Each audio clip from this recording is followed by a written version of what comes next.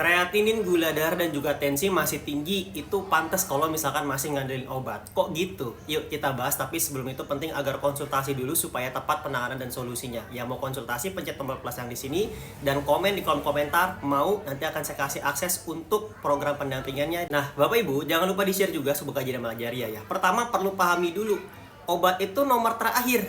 Dan itu pun kalau kondisinya pun belum ada perubahan secara signifikan. Jadi kalau misalkan Bapak Ibu melewati langkah-langkah di awal langsung ke obat, itu wajar jadi penyebabnya. Makanya tidak pulih-pulih, masih terus kambuhan. Oke? Yang paling pertama, apa yang perlu diatur? Jelas pola pikirnya dulu. Karena kalau misalkan Bapak Ibu pola pikirnya tepat, tubuh itu akan mengeluarkan namanya hormon yang berfungsi untuk menurunkan tensi darah dan gula darah. Pahami juga, tensi dan gula itulah yang menyebabkan kreatinin urium dia naik. Oke, ketika Bapak Ibu hanya fokus untuk menurunkan kreatinin, tapi gula dan tensi masih tinggi, dia akan naik lagi. Kejawab ya, kalau misalkan kenapa Pak kok kreatinin saya naik terus, seperti itu. Nah, lalu yang kedua, pola makan.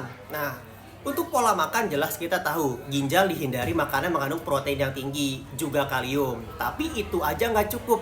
Kalau misalkan Bapak Ibu tidak melakukan protokol sesuai dengan penyakit risiko, kolesterol, diabetes, hipertensi, dan asam urat itu pun juga harus dilakukan. Dan yang terakhir, penting untuk olahraga, atur jamnya, aktivitas fisik itu penting. Dan yang terakhir juga adalah jam istirahatnya. Kalau semuanya sudah diatur, coba dicek bagaimana kondisinya. Karena itulah cara menguatkan imunitas. Dan cukupi juga kebutuhan nutrisi hariannya. Barulah terakhir bagaimana. Kalau misalkan memang tidak ada perubahan, masuklah obat untuk menurunkan. Dan sifatnya, ingat Bapak Ibu, sementara. Obat itu sebagai panaras sakit dan pereda nyeri. Lalu bagaimana? Ke nutrisi. Bedakan antara obat dan nutrisi. Bapak Ibu lagi sakit, butuh obat. Tapi kan nggak mungkin lagi sehat minum obat. Yang ada malah kena ke ginjal. Maka dari itu fokusnya ke nutrisi. Nutrisi itu gizi, ya. Nah, Bapak Ibu kalau bingung, apa sih Pak nutrisi itu gizi? Contoh, protein hewani yang bisa dikonsumsi penderita gagal ginjal, dada ayam tanpa kulit dan juga ikan. Dada ayam dan ikan itu ada gizinya.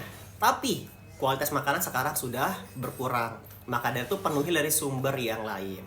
Oke, Bapak Ibu silahkan dikonsultasikan kembali. Yang mau konsultasi dan mau program penguatan ginjal dengan nutrisi, cek di profil, hubungi saya. Terima kasih, kalau bermanfaat jangan lupa di-share.